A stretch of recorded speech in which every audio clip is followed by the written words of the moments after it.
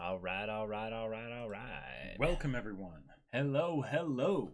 Podcast 127. 127. That's right. Which episode of Hunter x Hunter was that? I think that was right after UP basically has the encounter with 131 was chopstick hair.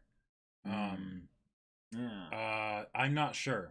Yeah. I'm not sure. That is a good question. Kind of remember 126 as being the one that had probably one of my favorite discussions we've ever had in it. That sounds about right. But yeah. Yeah, but here we are. Here we Power are. of friendship, everybody. Power of Power of friendship. Nakama. Yes, it's quite a substantial aspect Yeah. of the anime experience, Oh, yeah. especially I would say the shonen aspect of things there. It can be found in other genres, though. Yeah, It's usually yeah. disguised a bit more, but it is definitely there. And we felt this was very apropos, yes, chat, because, you know, it's the time of isolation, and we need to remind ourselves, That's wait, right. actually, why is power of friendship even a thing? The power of friendship can be the no. Wait, no, hold on, no. So take this seriously. Yeah, it works great in anime, you know. Yes, but indeed. oftentimes that's because anime has that disconnect of it being drawn, you know, Yeah, well, it not just- being live just- action. Yeah, just super over the top, ridiculous. Yep. Mhm. Yeah, kind of exciting, but also kind of distant from reality. So you get like certain things just kind of work in anime. It's just like that's the way it is. Yeah. Now, But, before we get too far into this, we do have to do a VIP shout out. Yes, we do have to do a VIP shout out because, you know, we're all in this together. We're shouting out Logan Paul. No, really, actually. That's the name. That's the name of a recent VIP supporter on Discord. Thank you so much, Logan Paul, for the support. Means a lot. Keep on keeping on, buddy. Yes. Yep. I'm sure that's not your real name, but you know, like if we end up having like, you know, a bunch of like meme names or whatever, we might have to. Yeah. What it actually is it's low key Logan Paul like on an alt account, you know, where he's like exploring like why are these people like doing so well on Patreon, and he's like I'm gonna try and check this out here. Yep, definitely. But definitely. It has enough ego to have to let everyone know that it's actually him, because no one would actually believe that it's him, right? Oh, yes.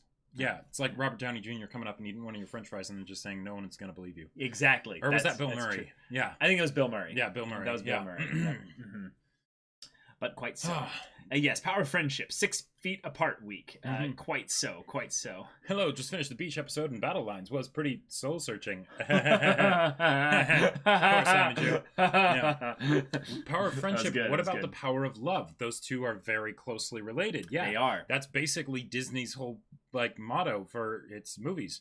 Yeah, and in some ways, the power of friendship came from the power of love trope in a lot of ways, because friendship is just a specific aspect of love. Right. It is. Exactly. It's a connection between people. It's a relationship. Not that anime characters would ever admit it. Baka. Yeah, of course not. Yeah. But this is definitely a thing. Yep. Nakama, exactly. Your word that does not translate perfectly into the English language because there is no exact equivalent that is just, you know, one word to describe the greatness that is Nakama. Yes. This is not an ally. This is not a comrade. This is not a best friend.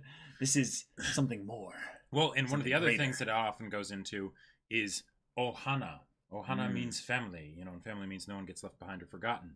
Because a lot of the times, like in shonen especially, it'll be like literal power of friendship, where it is an actual power that is friendship that like helps them defeat the enemy. Yes. But it's pretty often seen in like more stories that don't rely on like literal conflicts or like enemies or things like that, where maybe it's an emotional conflict where someone is going through a rough time, you know, like Sangatsu is one of my favorites for that, where it's like it is very much a power of that sort of friendship / found family.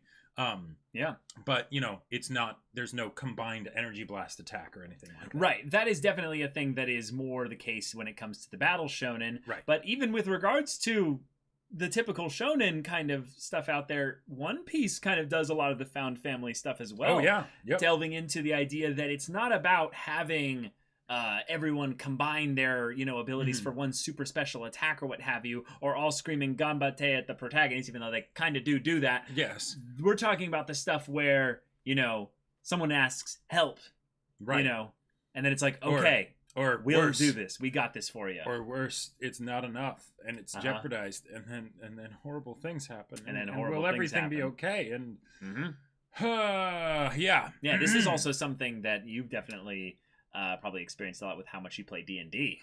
Oh yeah, literally, like every single D&D party is basically just the power of friendship. Also, from what I've heard from you, that's basically every JRPG out there. Yep. Like I've seen the meme where it's like, Batman and Bane, and it's like an actual god, and then it's the, teenagers with the power of friendship. Like, right. Yep. Yeah. Mm-hmm. Yep. Mm-hmm. Yeah, it's the we're starting this JRPG with the look at everything in our wholesome village, and then to the end of the whole thing, now we shall slay God. Yes. Right. Mm-hmm. Yep. Because friendship, the bonds that we share through the people that are close to us, are something that we wish in our wildest dreams were as strong as some of the best examples of the power of friendship in anime. It is a trope that is used over and over and over again because it works. Because it works when you do sometimes. Sometimes, like okay, if you're going to rip off something, you might as well rip off something good. So I understand why all the bad examples are out there, because it's a great thing to do. Yep. But it can be done badly, especially if you don't expect it. Yep. Yeah. It's basically like, if you're gonna do power of friendship, it's basically like taking a good shit. Like, it feels quite satisfying when it happens. Don't want it to surprise you. Yeah, you don't want it to be unplanned. Yeah. Let's just say that. You want it to be a structured visit to the bathroom. Yes. Otherwise, you leave a hot, sticky mess everywhere. Right. Stanky mess. Yes, Takenojutsu. That's a very similar thing, right? Where it's kind of power of friendship, and when it's most effectively used is usually the power of friendship. But then oftentimes, like, the whole reason that exists is because it's basically applying power of friendship when the people aren't friends. Yep. So it's just sort of like, okay, all right. And it, especially if you like build up the villain to be like ruthless or like really resolved in what they're going to do. And then some random teenager can come up and be like, please don't do that. And they're like, okay, I just slaughtered, thousands of people or whatever. And I've, very much made a point with my tragic backstory that this is never going to change. And I've gone down this path completely. But okay, Yeah. Friendship being told but not shown is another example of this. Sure. And this is something that happens a lot in the shows that primarily don't actually care about their characters as being characters. They don't really care about them feeling like people. And that is when it's like, yes, this is my friend. This is my great friend, my Nakama. We do these things because we are friends. Okay, can I see you be friends? Yeah. No.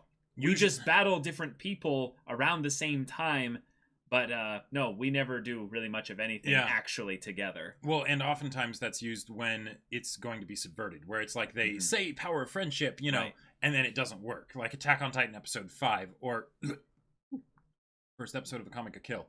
But it's one of those things where it's like, yes, you should care about this because it's backstory or what, like they're trying to set up some backstory or something. Right. But because the power of friendship can only be as, or the hurt when it's broken can only be as powerful or as hurtful as the thing that was built up beforehand. Yep.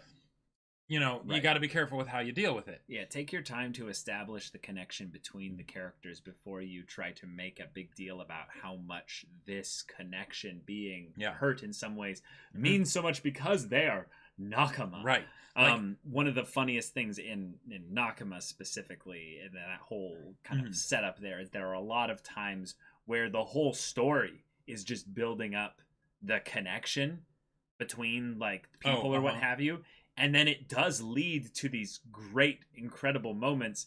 But maybe in some ways, because of how overdone the power of friendship is, there's only a couple shows out there that are really willing to make it be a painful thing. It's always got to be a positive thing. Sure. It always leads to this wonderful conclusion where everything works out perfectly. Even though there was a lot of good buildup, so they did that well. Yeah.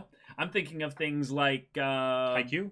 Haikyuu. I would say kind of. I would say most sports shows kind of follow that similar kind of thing because it's the friendship aspect is built into it with the team. Yeah, there are shows that don't do that all the way, and that's because the friendship, the Nakama stuff transcends even the physical connection. And there's stuff like Gurren Lagann out there. Sure. You know, where all the buildup is about the Nakama, and Right. then, you know, stuff happens. Right. And it doesn't go well. It doesn't go well. But they still have that combined energy attack with everybody pitching in and everything towards the end. And then it's not even a power of friendship. It's like a power of humanity kind of a thing. Right.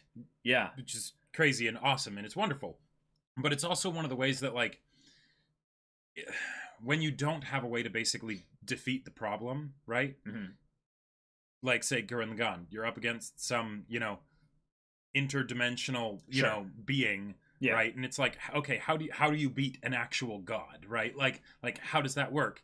Well, it needs to happen. So, you know, emotional impact, power of friendship, there you go, right? And if it's something where the story leading up to that has been based on a lot of emotional impact things, not as much the technical aspect, then it can work really well. Right. And I would say this is probably the main strength of the power of friendship, is creating those powerful story climaxes. One of the best Nakama power of friendship climaxes, in my opinion, is Fullmetal Alchemist Brotherhood. The entire finale season is basically one gigantic Nakama sequence, and then it leads to a bunch of specific encounters that are all Nakama moments, where you have someone that's burdened with revenge and shame and all this anger, and they unleash all their fury on the source of their pain, and then Nakama comes about and pulls them away from the brink. And I call this basically the pulling the protagonist from the pit power of friendship moment, where you have the protagonist who,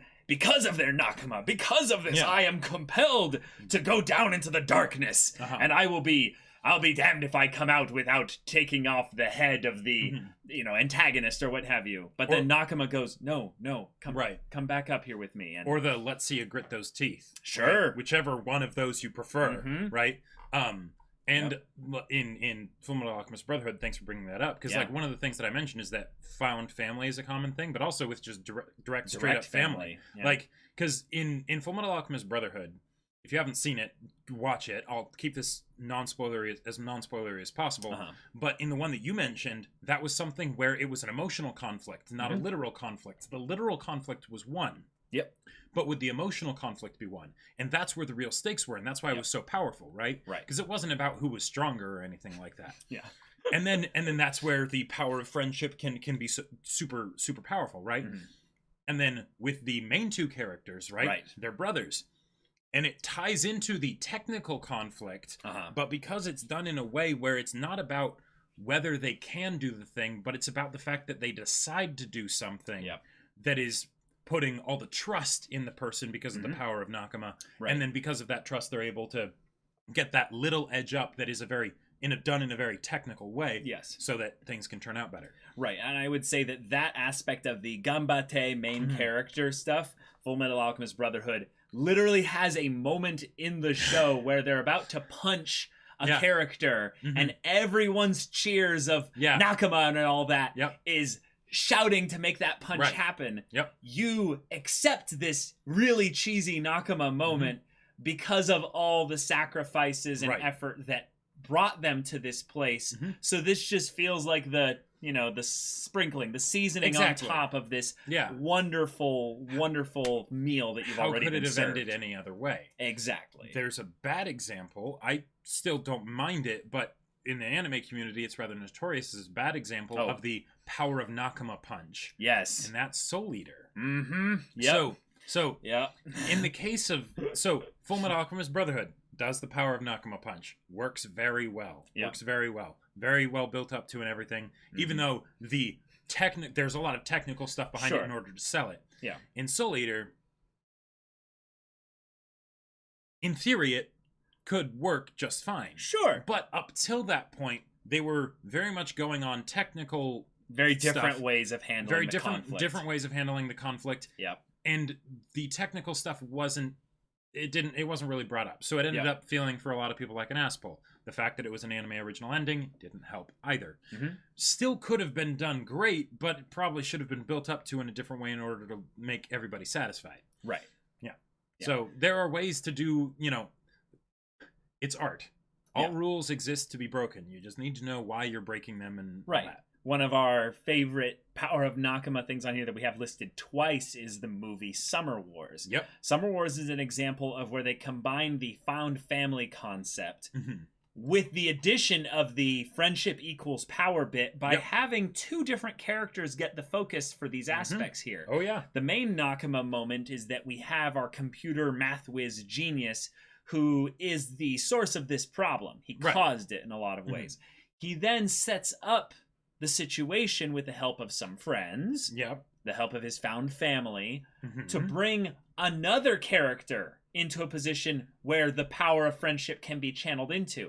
This is a unique thing that I've really appreciated here, is that oftentimes the reason why I think the power of friendship is used is to get a vicarious ego boost to the audience that is power tripping on the idea of inserting themselves into their blandest potato piece of crap main character. No offense, everyone else's lives revolve around them. Where everyone else's lives around, they're only cheering your name, and you have to do the thing. Exactly. Yeah, that's a great point. One of the best things that Summer Wars does is basically take the character who has this little kind of almost Chekhov's card game skill that's just there the whole time, and presents it as the way in which the story can be resolved by a very simple conclusion that is cheesy. Oh, definitely. That is very power of friendship. But it works. But it works on like two levels, I would say specifically. There's the comedic aspect of that they get to yell koi koi at this big, mecha monstrosity giga thing. Yeah.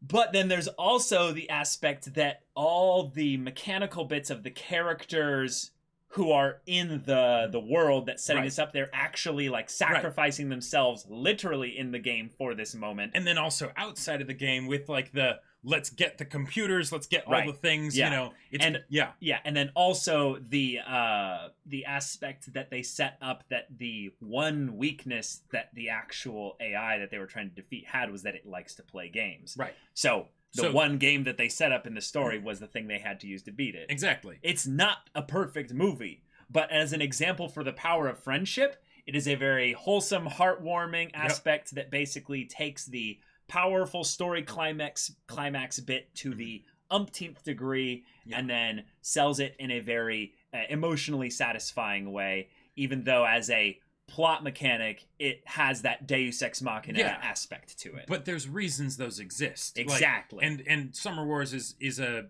movie that's almost all about that. Like even the characters as individuals aren't that great. No. It's the the whole is greater than the sum of its parts. Exactly. Kind of thing. Yep. And one of the other things that Summer Wars does is it does the power of Nakama multiple times in different ways with different characters. Multiple times, yeah. But it doesn't always work either. It doesn't. And then it comes up with creative ways to basically double down on the power of Nakama when it had failed already, right? If you haven't seen that movie, it's one of Mamoru Hosoda's best. Go check it out. Yeah, it's very much a wholesome film more than a plot kind of genius writing film. Just kind of a fun family film. So yeah, very much also a good one to introduce to your family if none of them are into anime, because it's a good fun one. We have 100 bits from Humphrey Brogard. Thank you so much. Hey guys, was wondering what some of your favorite types of or archetypes of character personalities that act as a prism to filter this power of friendship through, as in Naruto equals boisterous, strong-willed, thick-skulled personality versus someone with the more tsundere personality, perhaps. Okay. So one of my favorite dynamics in storytelling is any kind of found family, right? Yes. But especially when it comes into the personality realm, specifically. Well, when it comes into the realm of parents, that sort of like that parent that's not actually a parent, but they take care of the person, and it becomes this awesome mentor, like father-daughter or mother-son, or father-son, all of that kind of dynamic. The Last of Us, I would say, is a great example of that, and because and in those situations, a lot of the times, if there's some way that the characters are damaged or hurting, then you're dealing with emotional stakes at that point, and then power of friendship just fits in perfectly for that, right? Because it's actually actively doing the inner healing or whatever it is that needs to happen for those characters, so that then they can have that cathartic resolution. Yeah, I would say for me, it's my little alliteration thing I did where it's the pulling the protagonist from the pit. It's basically the a character that, this is not really a personality, but this is more of a setup for any protagonist, is when they have a goal, but the goal takes them to a place that they previously weren't willing to go. But because they're so blinded by their goal, they end up getting put into a situation where they literally will only be able to be saved by someone extending a helping hand. Yeah. Now, oftentimes, one of the healthiest examples, I'd say, of the power of friendship is in things like Sangatsu, where you have literally the most wholesome and bright and wonderful, warm family, not giving specific direct help. It's more their presence, and it's a slow burn progression in how it changes Rei over the course of time. So regardless of how long it takes the character to exit said pit, it is the type of character that through their own will, I don't really like it as much when just the environment puts them into the pit, because in some ways it feels like they are not really someone that is participating in some way of saving themselves. With both saving themselves and getting them into the situation where they need to be saved. Exactly. In that respect, it's the character that the protagonist that has a flaw that is a fatal flaw, one that is overcome through the combination of a little bit of their struggling to get out of the pit, maybe, but the majority of it is a character who extends out a hand, maybe even in a sacrificial way, to help them. I would say that Zuko from Avatar: The Last Airbender is a great example of where the power of Nakama was played out between him and Iroh. In a way that is unique, because there's the found family aspect in that Iroh and Zuko, well, yeah, they're family, but they are family, but it became more like a father-son relationship over the course of time than before.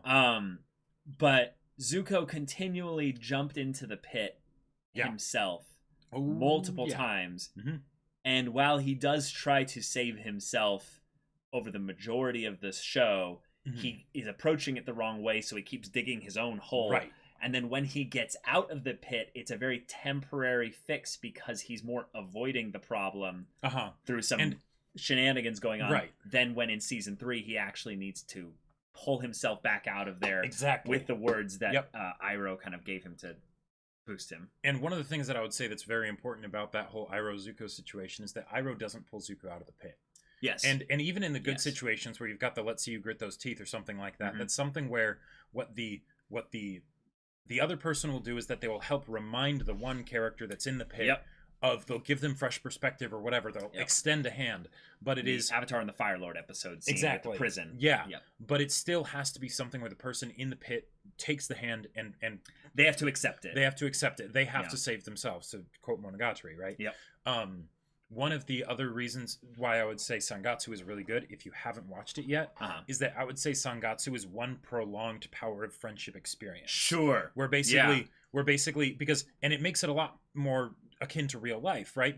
Because it's not something where you can just resolve it with one combined energy attack, right? It's not something like that, right? It's the slow process, day by day, where you start to warm up to the people a little bit more. You start to open up a bit more. You're willing to be vulnerable and everything, and then that's where you can actually come out of this pit, right? It's not an instantaneous thing, And a lot of people, I think, when they think of the power of friendship, it is in the context of those kind of Talk no Jutsu or friendship as power moments where it's either a combination of the two or what have you, where a big climactic moment is happening.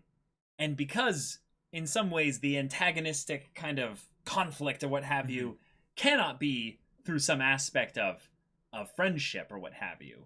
It's, we're enemies and we ideologically disagree with each other.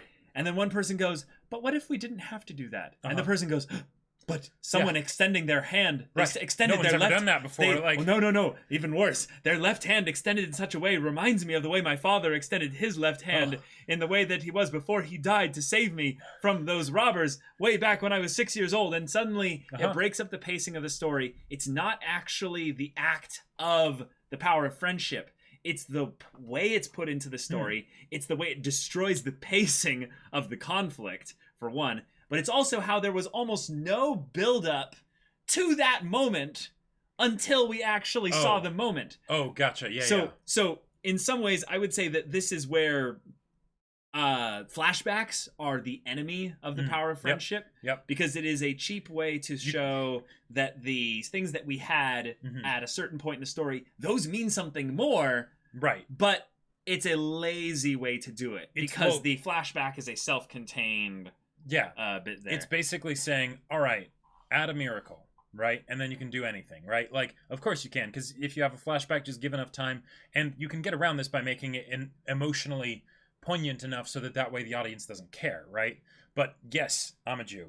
That is actually a great point. You reference Lord of the Rings a lot, but this is actually something where Lord of the Rings does knock it out of the park. Yeah. Frodo and Sam. It's something that's built up since like the very beginning of the story, in that Frodo can't do this alone, right? And he needs the people near him, and that Sam is constantly there for him, but he doesn't know how to help because he can't actually do it until Frodo can't do it anymore. And then, that classic line, if you've seen the movies, I know I can't carry it for you, but I can carry you. Right. That's probably one of the best cheesy lines of the power of friendship in fiction, because it's not in the books. It's something. Oh, it is? Yeah. Oh, it is? Really? Yep. Oh, shoot. I was just like, that seems like the kind of line that Tolkien actually wouldn't write. That seems like, if anything, his editor would write. The line might not have been in there exactly like this, exactly like that. Yeah. But that scene definitely happens. Oh, okay. Yeah. I know that the scene happens. I just didn't know that Sam said it in that way. Yeah, if anyone can in chat let me know exactly what he says in the book, I'm really curious, because what the exact quote is, because that seems too simple, and I would say like kind of like perfectly like encapsulated in the one like little bit. Well, I will tell you that one of the things that they changed from the books to the movie, if I recall correctly, is that once Sam actually does that, it's like, because Frodo was like so starved and everything, and they both were, it wasn't actually difficult for him to carry him up. Whereas in the movie, they made it seem a lot more arduous. You know? He was surprised. Oh yeah, I remember that. He was surprised at how light, and how frail the body of his friend was. Because he didn't actually feel the weight of the ring. Yeah, because the weight of the ring was all something that was implanted onto Frodo. Yeah. But it's still physically just a ring. Right. Yeah. Right. That's a good one to bring up too. Thoughts on the end of Mob Psycho 100 2 in regards to this topic? I would say that Mob Psycho 100 Season 2 comes dangerously close to some aspect of this here. But there was a little bit of build-up to it, and while the character of I think it's, what's his name, Sho? The red-haired kid? I believe so. Yeah, his father was one that we didn't really have much kind of connection to or anything before that happened, but we did have a little bit of understanding about his character, his ego, his isolationist kind of philosophy, the way that he basically used everyone else as pawns to prepare himself to be, ascending as a god. I think that because also the show of Mob Psycho being about, in some ways, people solving their own problems, like people kind of figuring out them, not only that they solve their own problems, but sometimes you need to be humble and let other people in to help you solve your own problems. It lends itself to it a lot better. I think it lends itself to a little bit better, but again, it's in the context of Mob Psycho Season 2 probably being like one of the most incredibly well animated action shows of 2019. So Well, and one of the other things that I would say that is really important about Mob Psycho, and they kind of got into this with One Punch Man, but especially with Mob Psycho, I feel like, is that by making the character super overpowered, like unquestionably overpowered, then it becomes something of a different situation in the traditional sense. When you have the overpowered protagonist, then there's no conflict because it's still focusing around who's going to win the battle, but you already know, right? Whereas in Mob Psycho, it's entirely focused around Mob as a person and where he's at, emotionally and everything. So the battles are won more by emotional realizations than by, yes, it's displays of power, but we always knew that Mob would be able to do that eventually anyways. So I feel like the power of friendship, things that happen in Mob Psycho, are not usually the final conflicts. They're usually the ones that involve Reagan or his brother or something like that, where it gives Mob the strong enough why so that the conflict almost isn't even there. This is a kind of a rule in Magic systems, something that our boy Brandon Sanderson really champions here. No, he champions here with regards to this, is that if you're going to use a magic spell that wasn't really built up to or explained or what have you, don't have it solve huge plot conflicts. Have it solve things that could have been solved like any other way. Right. And it's just a cool way to show off the aspect of magic. And I would say Power of Friendship is just a magic spell with regards to how it can be used. It can be built up to properly. It can be completely unexplained and out of the blue. Sure. It can be a Deus Ex Machina, or it can be a prepared ending that, it could have been solved in a different way. And this one has some aspect of closing off all the storylines because it ends the villain's, entire motivation or what have you.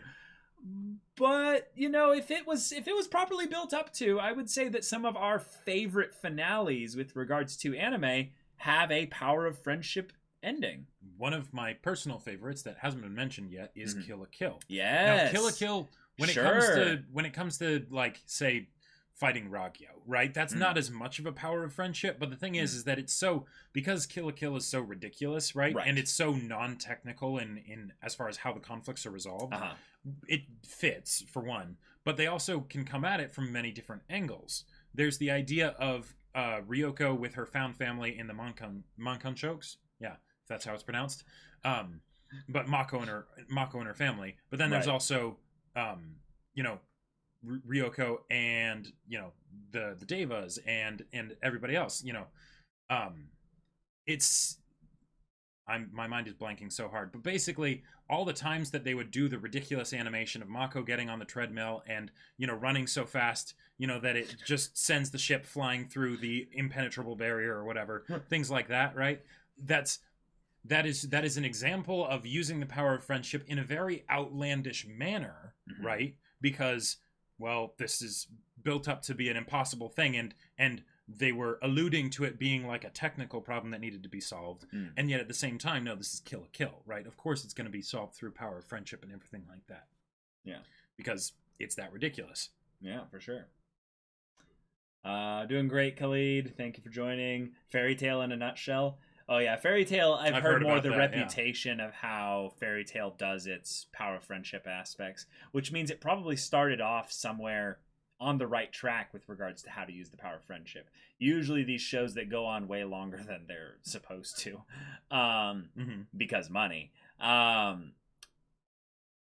Yeah, they usually start off in the right place with regards to their repeated themes. And Fairy Tail's gone on for how many hundreds of episodes? I don't know. I think it's like 300 or something. But I assume actually that probably one of the first arcs, or one of the first kind of villains, or the first setups or what have you, probably had a decent utilization of the Power of Friendship. And while I would say that, when you have the typical I'm a bad guy, and because I'm a bad guy, I have no friends. But you foolish, weak protagonist, you come at me with friends. Yeah. They are your weakness. Your faith in your friend is yours. Your overconfidence is your weakness. Yeah. And then it's but actually, oh no, Darth Vader was your Nakama all along. No, I'm dead. Oh wait, no, I'm not, because Disney sequel. Well, I think but that whole Darth Vader thing is an example of how, it doesn't necessarily just have to be with actual, friendship stuff, right? And in a lot of ways, the way to keep the Power of Friendship continually fresh is probably to make it so that it's not stagnant in the effect of, if you have the Power of Friendship for a group of people, right? Sure. Then, okay, Power of Friendship, they won. Ideally, if you want to do the Power of Friendship again, you wouldn't want to do it with just the same cast of characters, because they have the Power of Friendship, right? Sure. Okay. But if you say introduce some other character that's some wayward lost soul that is all alone in the world, and some real tsundere or whatever, right? Right. And then they slowly get brought into it, and they get their found family and everything. Then that additional Power of Friendship moment can cement them as being fully rescued in Nakamad, right? Right. Yes, MHA's recent arc is actually a very interesting explanation on how the Power of Friendship can be used in not a mocking way, but in a joking way, right? That then you bend your universe essentially to make sure that the mechanics of why it works in the actual story stuff work, which they did do rather well with La Brava and Gentolo Criminal.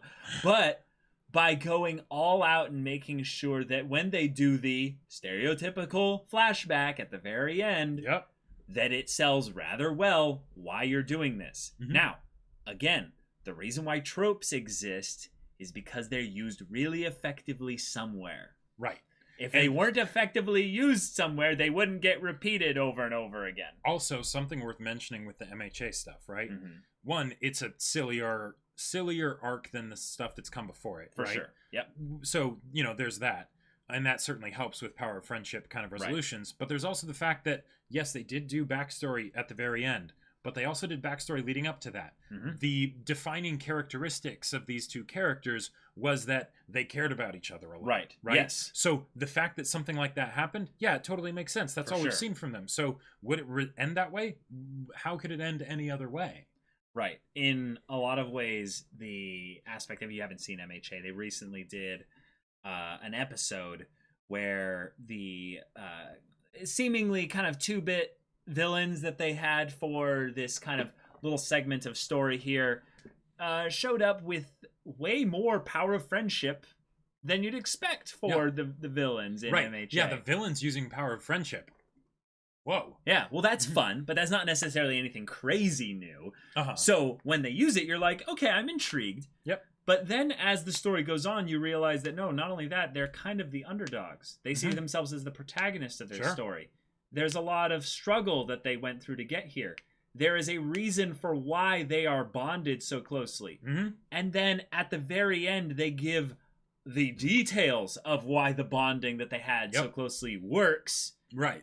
And then they have one of the most wholesomely simple but very effective Power of Nakama moments where you have a character literally begging the protagonist to let them ganbate in some ways their hero, and it works. Yeah, and insofar as where we've gotten to in the in the show right now, and with the backstory, the reason why I feel like that backstory was so powerful, not just that it didn't mess things up, but that it was so powerful, is because it was just the explanation for why. There was no new there was information being added, but it didn't change the dynamic at all, right? It was just, here's why. Here's a very emotionally, driven reason for why. There you go. Yeah. Also, the other example that I would give, it's again Kill la Kill, but Satsuki and the Devas.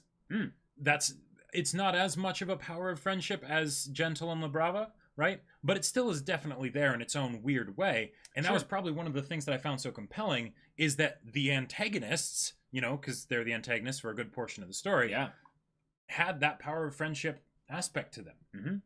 Weird. That part where they take the drinks and then break them down on the ground. It's still one of my favorite moments in the show. Yeah. We're done talking about MHA, though, for those of you that are worried about spoilers. I just realized, there's probably some people that aren't caught up and stuff as well, because this was literally the episode that came out this week. Yeah. And some people might be watching the dub or just what have you. But that's okay. We'll move on to some of the other stuff here. So with regards to, kind of taking on the Power of Friendship, but having it be something that's, I would say, something that's not working, but you're not using it for that big climactic moment. I would say the one area to avoid it being used then without the proper build-up is to explain some aspect of a development of a character. So here's something that I found rather common in a lot of stories, where you only have so much time to spend on those side tertiary characters, and this is how you should probably just cut those characters, is you need to explain why they're suddenly so loyal and helpful and what have you to the main character.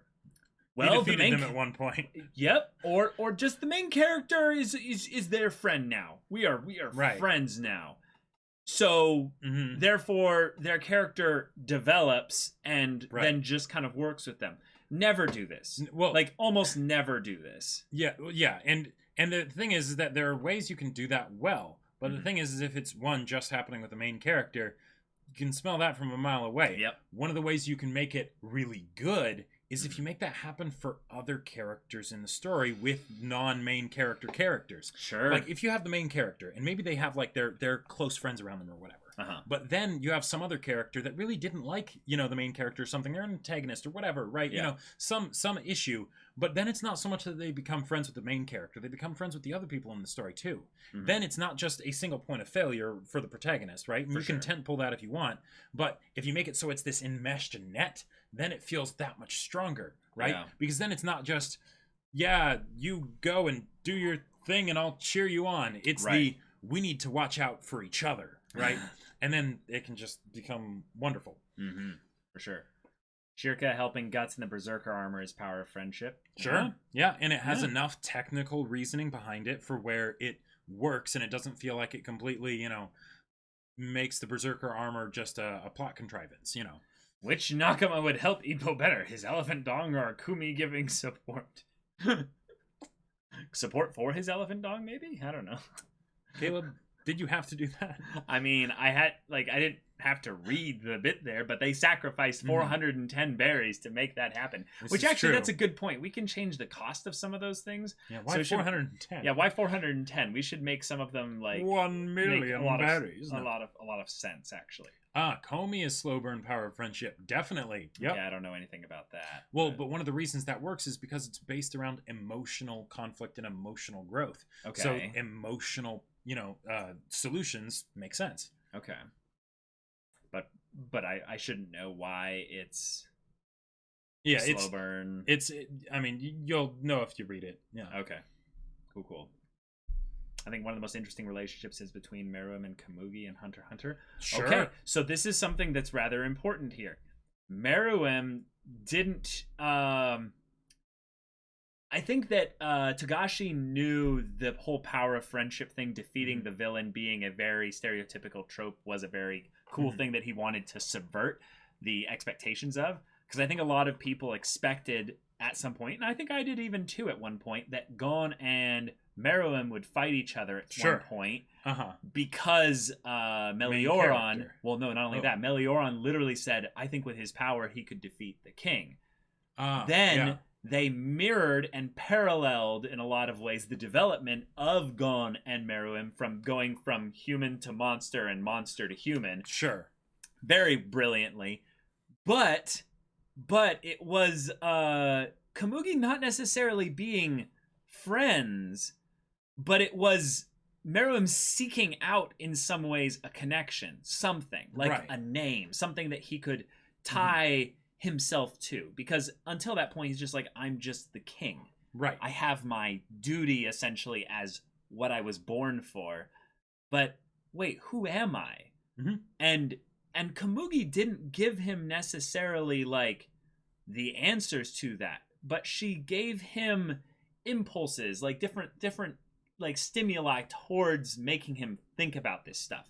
Like just time spent amongst one human was enough for him to do this. And it definitely led to a beautiful power of friendship scene that we're all crying on the inside just thinking about. But I would say it's probably one of the cleverer examples of how it bears very little on surface inspection look to the power of friendship kind of bit there. So structurally, I would say it definitely does have a lot of similarities, though. One of the reasons that I would say it hit so hard, and also why it was able to do that while being so simple, because if you think about it, character comes along that becomes friends with another character and causes them to grow in some way, but you don't know a lot about the character that came along, and it's almost like they came along just to be the friend of that character, like we don't know about Komugi's family or anything like that. Komugi didn't really form a connection with any of the other Chimera ants or anything like that, right? But that's fine, because the aspect of it being different in that it was the main villain of the story, and then doing the power of friendship to save the villain and make them have the growth and everything, that's something that, like, we might have, we expect it with Gon and Killua, right? And that's something where it's gone into in depth and it's able to work in amazing ways. You mean between their friendship? Yeah, with their friendship. Right. But to see it happen with the the monster that will destroy the world takes you by surprise. I guess in some ways, like, it wasn't something that really surprised me that it happened. It felt more like the story was one where in a regular battle shonen of sorts, you wouldn't expect the conflict source to be between a very, very tertiary side character and the main antagonist. You'd expect it to be between the protagonist and the antagonist. And in Hunter x Hunter's case, they're just like, what's a main character? Yeah. We don't have to abide by those rules. Right. Screw that, which is awesome, by the way. And then the fact that Meruem basically has multiple opportunities where he tries to power a friendship with like other people. Like even with like Netero, for instance. Sure. And they just keep like, nah, power of friendship, forget that nonsense. Yeah. Well, and with how Meruem was built up and how powerful he was, it's at the point where you're thinking, this has to be resolved by power of friendship, right? Like in a traditional sense, it'd be like it'd have to be some sort of combined energy attack in any other story, right? Because the villain is too powerful. How do you beat them? You don't, right? Okay. Even Meruem, it was like, oh yeah, he built himself up and all that stuff, and it's like, no, you wouldn't even be able to beat Catgirl, right? Like that just wouldn't work, right? So how does he beat the big bad? Yeah. Well, turns out the big bad kind of, does get defeated technically, but also gets defeated themselves by power of friendship from someone else. Yeah. Yes. Iskandar's noble phantasm from Fate Zero is the embodiment of the power of friendship. That's true.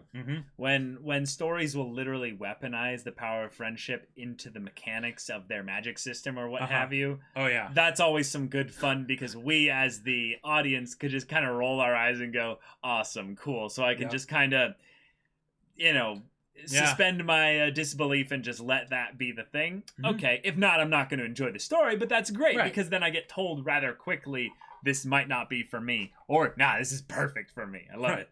Oh, Lairdom with the Twitch Prime for 3 months. Power of Nakama. Thank you so much. And Michelle95, thank you so much for the follow. Also, one thing I will say for Power of Friendship with Fate Zero, because, yes, Iskandar's Noble Phantasm is the embodiment of Power of Friendship, is with Waver. In a way that you don't even realize, and I've mentioned this before, but if you've seen Fate Zero, this might just blow your mind, but Waver is one of the people in his Noble Phantasm. Yep. An adult version of him. But an adult version of him, like badass, 10, 15 years older or whatever. And you actually see that version of him at the end of UBW, right? And he's just there, for a split second, easy to miss. Yep. But he's there, you know? And, It's so cool. Yep.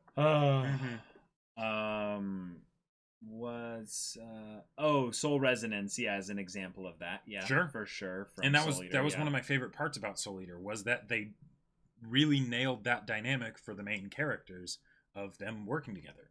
Yeah, FMAB has it with Greedling, for sure. It also has it with Hohenheim, where he literally is like, I spoke to every single one of them. Yeah, I became friends with all the 500,000 souls. Yeah. And it's just like, whoa. Yep. Okay. There you go. I have trouble remembering my own phone number sometimes, but okay, like...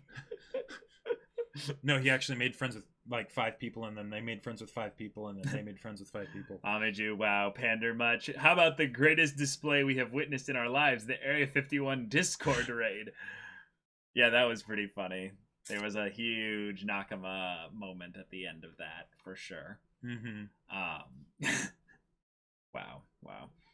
Would you say that Ryder and Waver's relationship is very similar to Simone and Kamina? Definitely. Yeah.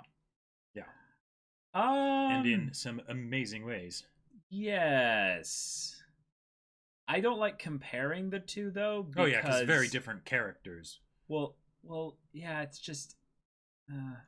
that's not the... There's so many other good relationships that I would just compare the two. Oh, yeah? To. Like, I would go... Any examples? I would go, like, kind of adjacent there. Because I really am curious what they would be. Well... Not to put you on the spot, but... No, not right now, but okay. The reason why is that Ryder is a different character. But the reason why his relationship is one that's kind of led to this way is because he can't help but want to gather subjects. And Kamina's is one of blustering. Kamina's is to quell the storm of insecurity within himself. Sure. One is posing and the other is actually real because he is a king. He fully believes this 100% because he has the time, the success, the results to back it up. Kamina's is way more realistic because it's the ultimate human kind of deception. In some ways, I would see it. Reigen and Mob are more Kamina and Simone. Oh, okay. That's way more. I love that it's like, okay, Gurren Lagann is way more realistic. No, the relationship between Kamina and Simone is way more realistic than I agree because Ryder has no flaws. Really. Right, he's larger than life, literally. He is supposed to be like a demigod, basically. Yep. And Kamina does ascend to that point, but most of the story, the relationship between them is realizing Kamina's just a guy. Yep. He's just a guy. Yeah. Yeah, he became larger than life for you because he was that quintessential paragon of masculinity for you. But I see way more depth in the Kamina Simone relationship also than that's really? Mainly why I don't like to compare the two. Oh man, no, for me, like they're very different, but I like for one, I like Waver's inferiority complex a lot more than Simone's. Like Simone's because I get it because he's a kid, right? But Waver's feels more specific.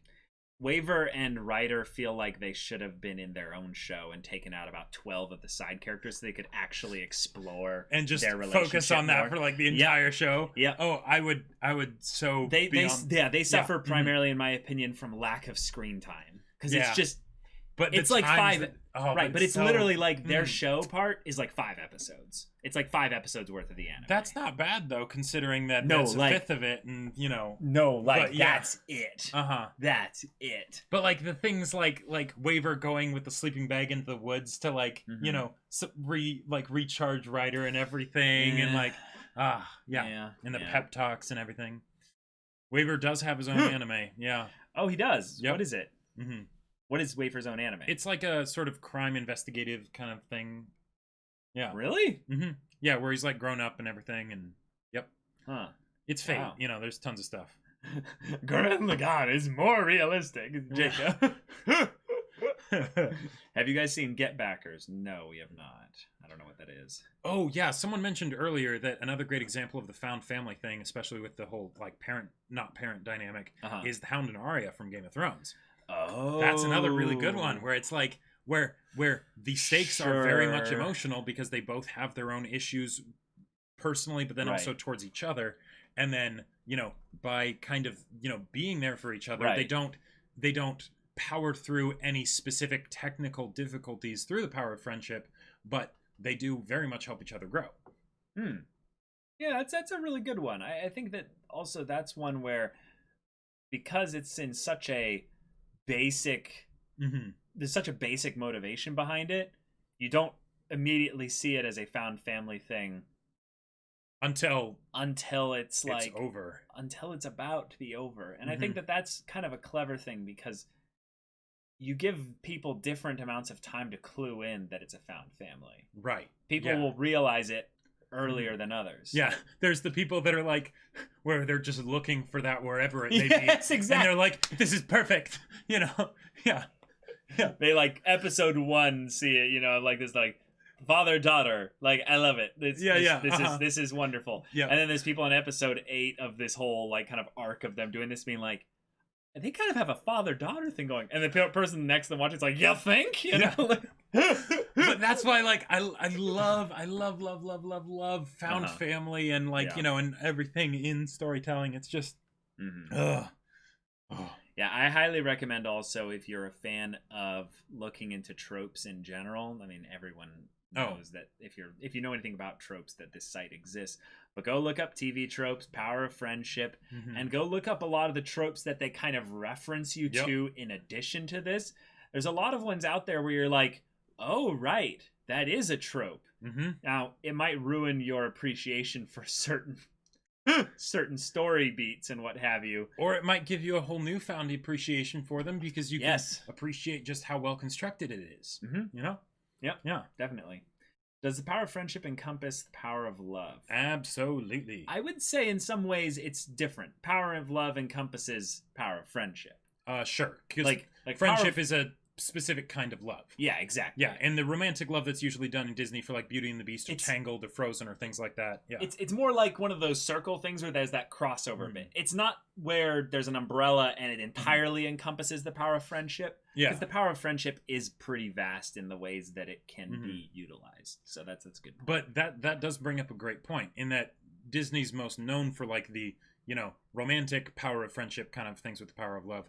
But Frozen, I will keep saying this, but Frozen, the first one, was an amazing movie. And one of the reasons why it was so fantastic is because it did something that was the power of love, but it was also very power of friendship, and it was inherently baked into the ambiguous kind of system for how the magic worked and everything. You mean the ambiguous Disney mythos of the power of true love's kiss, Yeah, basically. So they subverted expectations in an actually decent way. Yeah, in a really good way. Right. And then everything with Olaf and all that stuff. But that's a whole other conversation that I'd talk about for a very, very long time. Can we talk about Thingol and Turin? Oh, wait, Jacob, have not finished Children of Hurin. No, I have not. No, we're not going to be talking about deep Tolkien lore here for our Power of Friendship podcast. But yeah, the Straw Hats are like straight up found family, like as straight and condensed as it can get. Like the whole thing with Vivi, right? That moment has happened in other stories. Like if you think about it, where the person has to leave or whatever, right? They did it 10 times over with Rukia and Bleach, right? And and there are so many examples of it being done badly, or just not necessarily badly, but just not on that same, like, with that level of just iconic, series defining kind of moment, right? But with Vivi, because it had been built up so much and because of the Oda Cry face and everything surrounding it, so that it was very much show rather than tell with regards to the friendship, and then them leaving, and that and the idea that essentially the power of friendship lost because she didn't go with them, right? And yet the power of friendship won because they're still friends, right? And that in that sense it can never be defeated, right? It had its cake and ate it, right? Because having the power of friendship not work can be one of the most depressing, distressing things ever, right? If you ever have a sports anime and your team loses, right? That's that, right? But then having both at the same time, incredible. Moreover, Usopp was fighting for and with the power of friendship, and he lost. Okay, was he fighting with the power of friendship?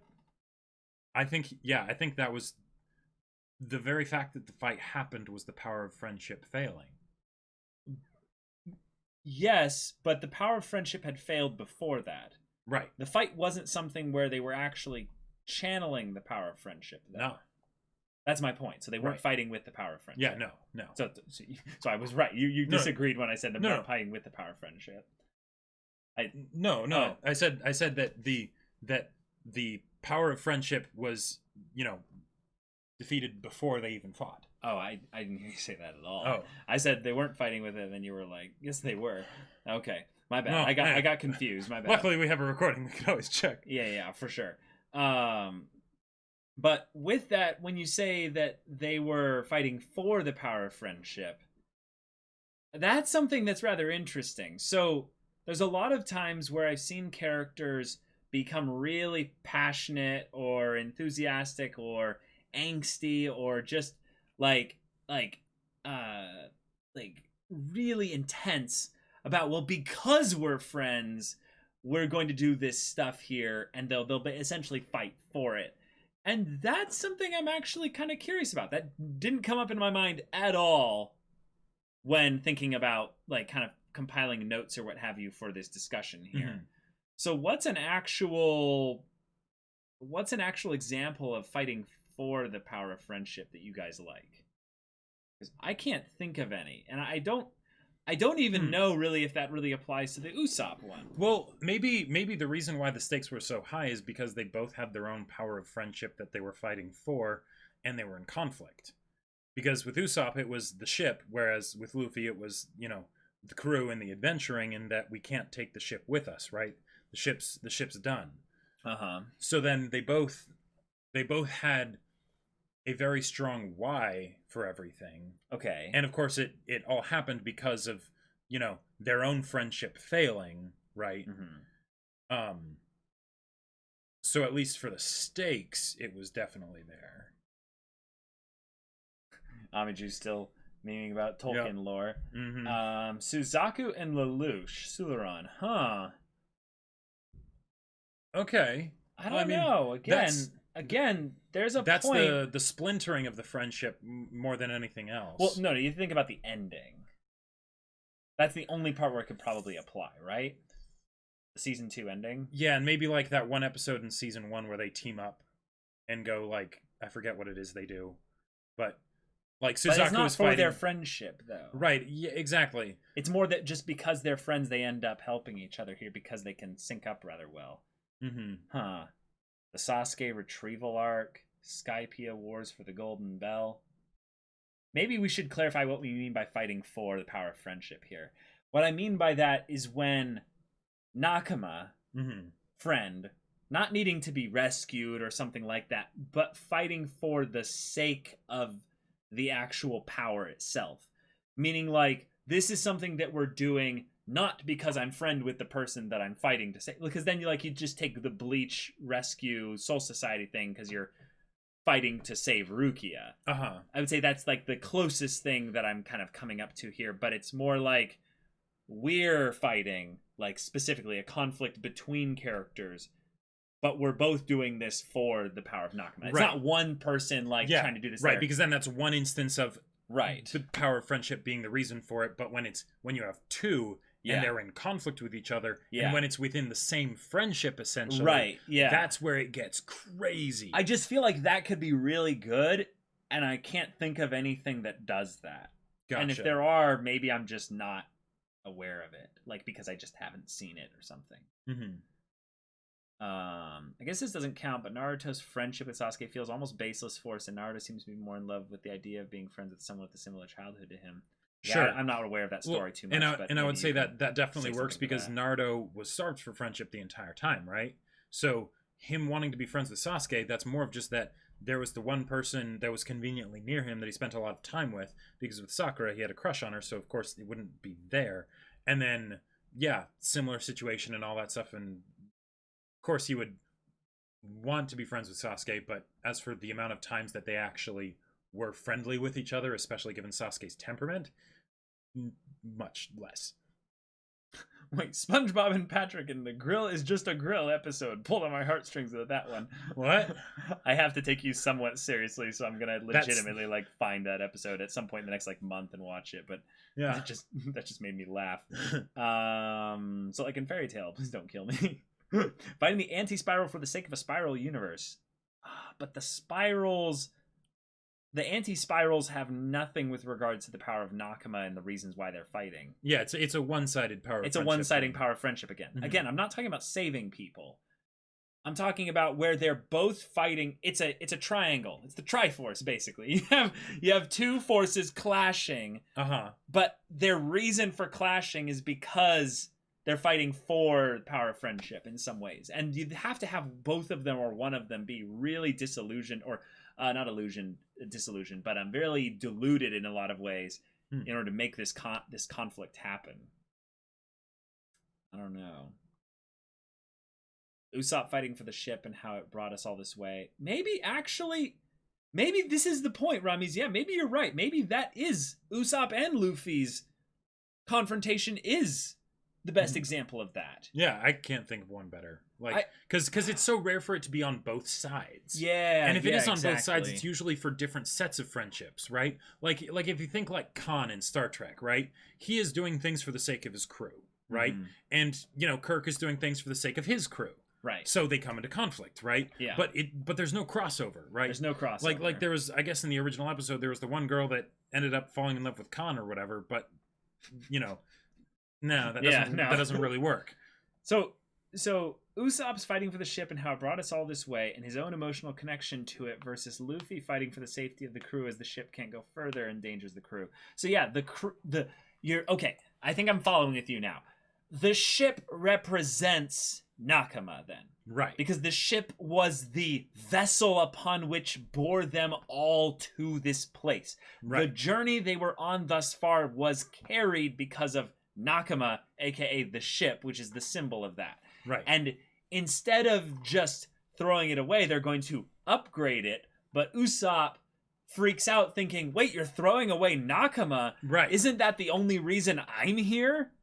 Like, because I have no shonen battle power that is worthy of this, so it's got to be Nakama, right? And isn't that what we always agreed on more than anyone else? Exactly.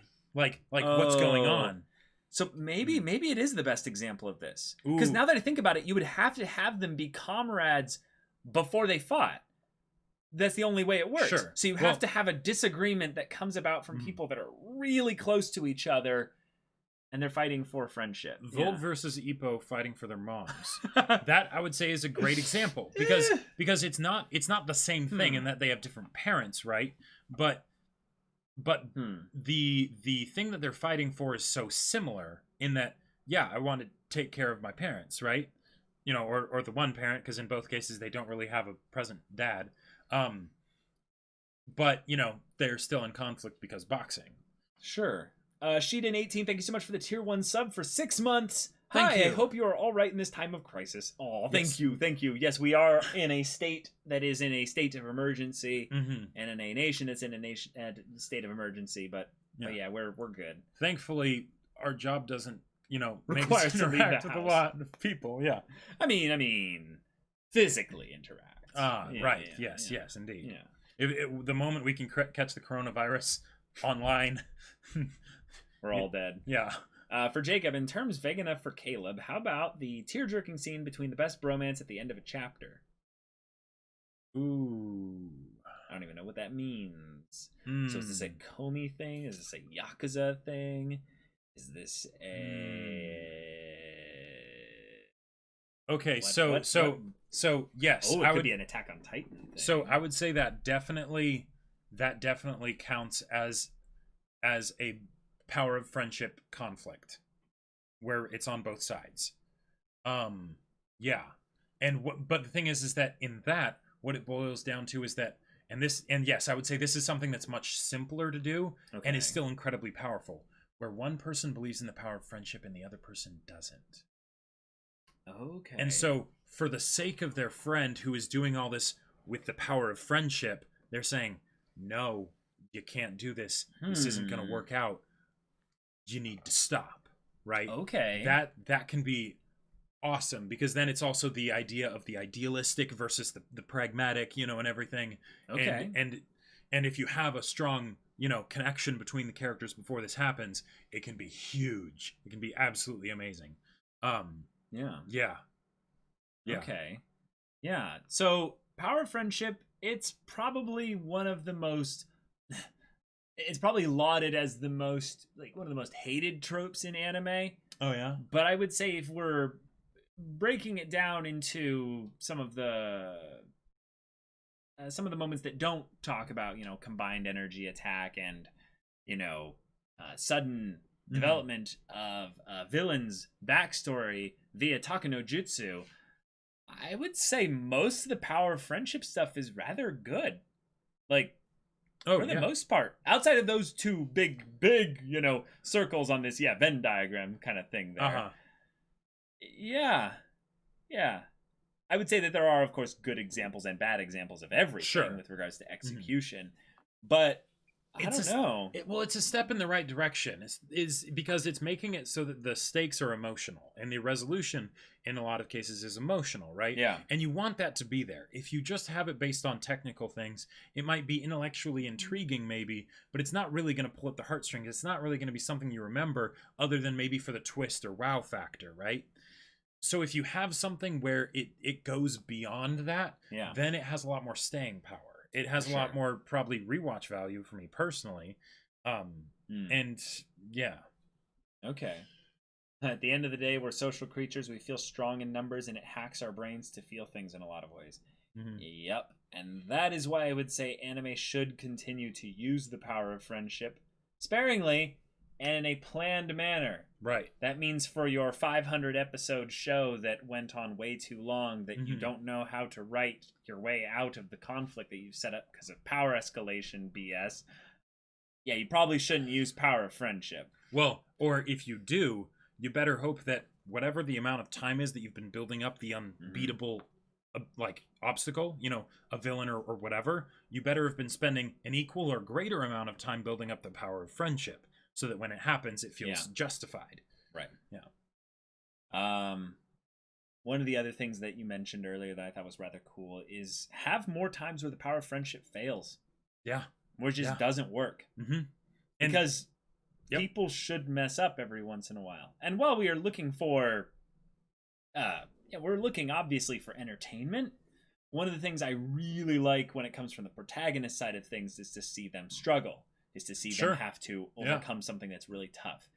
And maybe seeing them fail when they do it on their own and then fail when they channel power of friendship leads to some really cool moments where they become the protagonist in the pit that needs to either pull themselves out or help or have help pulling themselves out of it. Can end up with a really good kind of exploration of the character. But that's essentially it for this podcast, y'all. When people say they hate power friendships, they generally mean ass-pull type stuff that feels cheesy or corny or unearned. But power friendship itself isn't a bad thing. We want our characters to have compelling relationships that factor into their conflict. Exactly. And whenever you have a character that needs to push themselves, that needs to do something beyond what they normally do, then it's about the why. It's about what drives them. And friendship is one of the best things that you can have for that, because we're social creatures. We need relationships, right? It does make us stronger, even though that term is very cheesy. I would say one of the things that got us to talk about this podcast specifically now rather recently is what they're doing in One Piece. And One Piece being a legendary manga and anime, but us consuming the manga on Tuesdays, it's probably one of my favorite shonen examples thus far. As far as maybe if I took like 3 power of friendship moments in the story thus far, they're some of my favorite Nakama moments in anime already. Yeah. And it's not just that they're good Nakama moments, they're good story moments in addition to being that as well. That have the common theme of being Nakama moments, so that way when it ties into the direct resolution of conflicts, it feels like it fits. Yeah. One other thing that I will say that a lot of anime, I would say, don't understand. Rivals does not mean friends. So if it's like we've been competing for a long time, that means we're friends. No, not really. No, you have to actually show them being friends. You got to show them being friends. And while there might be a situation where for one of the parties they're friends, maybe because oftentimes I would say in these cases it's because they don't have many friends, so it's sort of like you're one of the few people I actually get to interact with kind of a thing. Right. That also doesn't really work. So, that is a big one. Like I there's so many stories where I can think of like right off the top of my head where I'm like, oh my god, that is so true. The rivals to friends thing is a cool progression. Yeah, but you need to sell it. You have to do the progression. Actually, you have to do the development. Yep.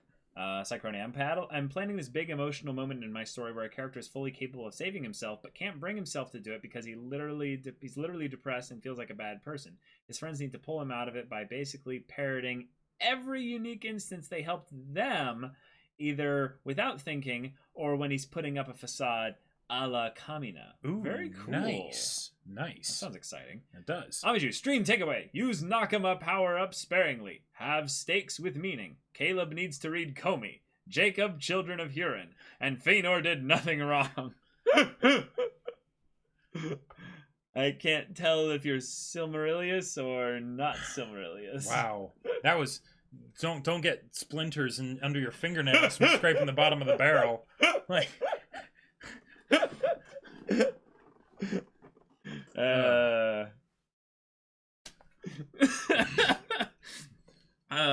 Sometimes rivals can be friends. Ippo is friends with Miata and Sendo. Again, yes, Venn diagram thing there. Yeah. Friends can be rivals.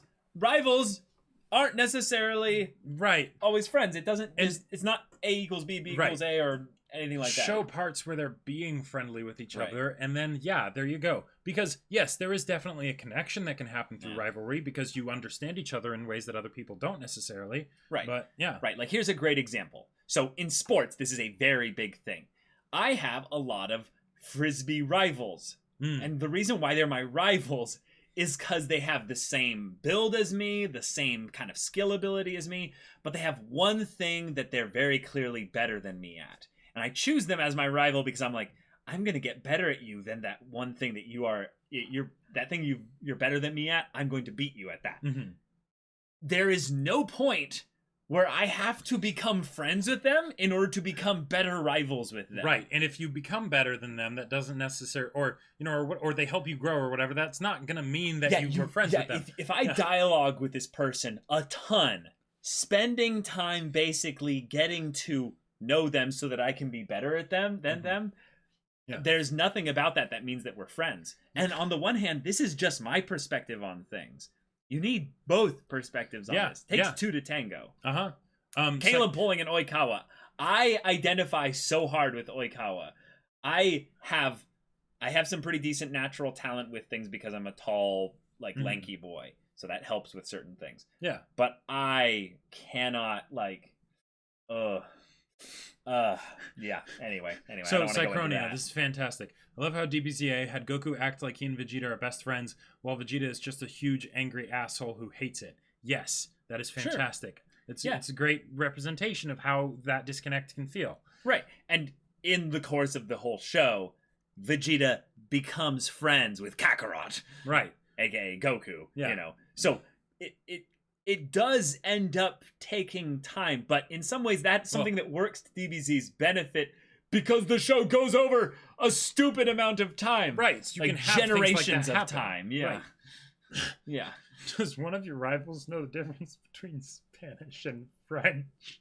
That doesn't have any relevance to the discussion here, so I'll give you 1.5 out of 5 on your ratings for good references. I will say, though, Kizu, if you think about Kizu, was very much based around the power of friendship from the standpoint of people that don't really have friends. Okay. Because Araragi was super depressed, but then also the resolution for him and Shinobu was very much a power of anti-friendship, in that they both didn't really have friends, but it's sort of like, hey, but we're in a similar situation, and I can sympathize and all that stuff, so...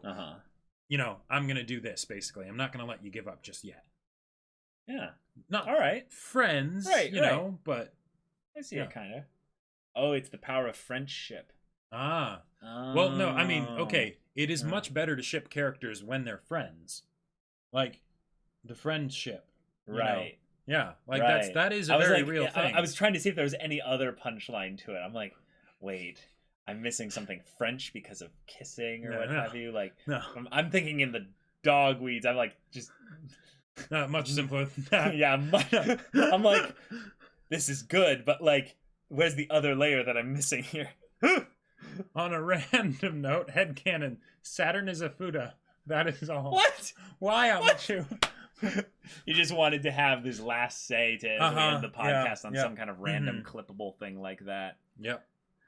Jacob, it's better to ship French characters. Right. See, I'm like, so in Kaguya, Love is War, the parts where they were insulting each other in French, right. Mm-hmm. The beach episode, they fucking, right, yes. So yeah, in Jacob's book, Battle Lines, there are some very real power of friendship themes within it. Yes. Is an aspect where there are 6 characters that get a little bit of focus as main characters. There is a very clear main character of the 6. But they're all part of a squad. Right. So power of friendship all the way. Right. And there are moments where the characters are hesitating to make decisions on things because of how it influences power friendship. In fact, in some ways, Jacob's book has a scene that is very much characters fighting for the power of friendship because of an awkward dynamic made within the squad because of one character making a tough decision. So it kind of works, actually. The whole ending of the synopsis of, will Mercury be able to, he'll have to make a choice, and will that choice doom humanity? But more importantly, will it doom his family? It's, will the power of friendship be able to win out, right? Or will it all be sundered and crushed in darkness? Right. And that's probably one of the better things about the story, for sure. There's nothing more powerful than two fandoms with two friendly ships. Yep. It's true. Battle Line's officially sponsored by Haikyuu. I know, right? It. Yeah. This name of the episode was the recent episode of Haikyuu was Battle Lines. So it's official. Totally. So close to 420 though. It's 410. Yeah. Can friendship beat ultimate cars though? Well, if you're friends with the planet, friends with the volcano? That's just Mother Earth's like zits, Right, exactly. Pops it and sends okay, cars to Amanju, space. you've already made the soul-searching pun once. I mean, geez. Yeah. But thanks for all coming out here, y'all. Hope everyone's staying safe, drinking lots of water, has plenty of toilet paper of ass wipe material, just stay safe and stay safe and all that. Yeah. And love each other, but not physically, because 6 feet of space minimum, right?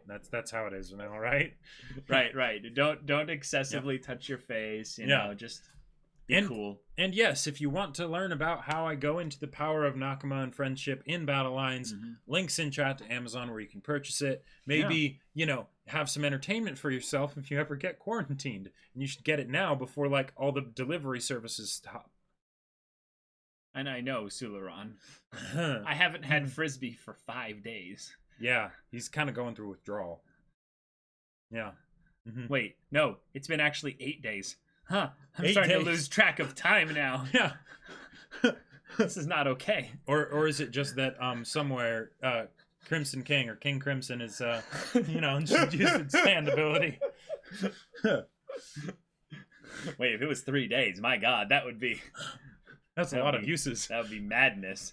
But anyways, if you want to see us in future streams, all of them are at 3 p.m. Pacific Standard Time. Yep. Monday, Tuesday, Thursday, Friday. On Monday, we're doing our podcast. On Tuesday, we're doing One Piece manga read-throughs with dramatic, ridiculous voice acting. Yeah, and last volume was kind of an emotional doozy. So we'll see how this next one is. Yeah, exactly. And then on Thursday, Jacob. Yes, Yakuza 0. Boom, it's awesome. If you want power of Nakama and friendship and all that jazz, definitely come watch it, because that game is amazing. Yeah, and if you would like to be in on the secret, I finished Nier Automata last week. So we're doing the most random of twists for what I'm playing this week, and that is an untitled goose game. I will show all these pesky humans the power of my Nakama, and as I attack them with knives and my bill and just all kinds of chaos and madness as I hound them. No, I bird them. Yes, words. Bill them? Yes. Yes. Exactly. Yeah. And I shall be playing this as an interlude in between Nier Automata and whatever RPG I pick next. There have been a bunch that have been submitted, but none of them seem to have hit that sweet spot as to what I'll be playing next. So check that out. Leave a follow. Give us some of Bezos-kun's money if you have a free Twitch Prime, because I hear he has a lot of that stuff. I mean, maybe not as much anymore. The market's taking a hit. Yeah, just a bit. But yeah. If you are a subscriber to us, you get an awesome, sweet magnet badge. And you also get access to our private Discord where you can chat with us and our community about stuff. Hang out. Power it's cool. of Nakama. It's chill. Yeah, we can develop the power of Nakama together. Indeed. We won't be combining any energy attacks there because, safety purposes safety, and all that. Yeah, sickness and all that. But who knows? It'd be pretty cool. Yeah. But yeah, we'll see you all tomorrow, hopefully. Yes. But yeah, until then, we're Semblance of Sanity. I'm Caleb. I'm Jacob. And we'll see you all next time. Discord is best place for Nakama. I do agree. It is kind of amazing though that Discord is like free and like it is probably one of the best like proponents of Nakama in the 21st century for us weebs like right just now. About. Is there any other site that is like more widely used probably by yes, the Crunchyroll page for domestic girlfriend manga.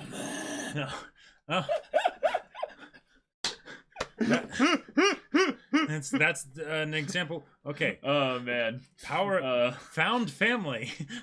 Yeah. Yes. Haha. Yes. Caleb will become a goose. It is something else. Yeah. Yep. Wait, Discord went down? Oh dang. No, Discord should be fine. I was just in it like just a little while ago. It's fine. It's fine. But is Battle Lines down, Jacob? It's totally down for being awesome. Yeah. It's on Amazon and it's awesome. Go check it out.